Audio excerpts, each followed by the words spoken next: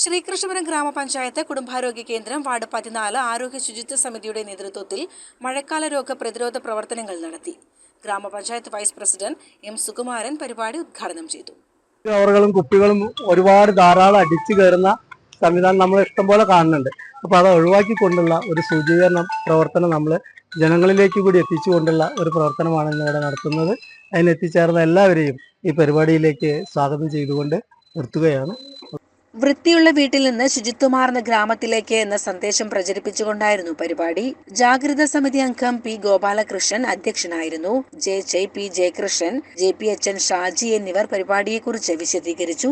ഉറവിട നശീകരണം, നോട്ടീസ് വിതരണം, ഭവന സന്ദർശനം, പൊതുസ്ഥല ശുചീകരണം എന്നിവയും നടത്തി. അജൈവ മാലിന്യങ്ങൾ ശേഖരിച്ച് ഹരിതകർമ്മസേനയ്ക്ക് കൈമാറി. ആരോഗ്യ പ്രവർത്തകർ, ആശാപ്രവർത്തകർ, ശുചിത്വ സമിതി അംഗങ്ങൾ, ഹരിതസേനാംഗങ്ങൾ, കുടുംബശ്രീ പ്രവർത്തകർ, TKD സ്മാരക വായനശാല പ്രതിനിധികൾ, അംഗൻവാടി വർക്കർ, ഓട്ടോ ടാക്സി ഡ്രൈവർമാർ എന്നിവർ പങ്കെടുത്തു. MLSP നഴ്സ് CR ദർശന, ആശാ വർക്കർ പുഷ്പ പ്രദീപ് എന്നിവർ സംസാരിച്ചു. CCN കടമ്പഴിപ്പുറം.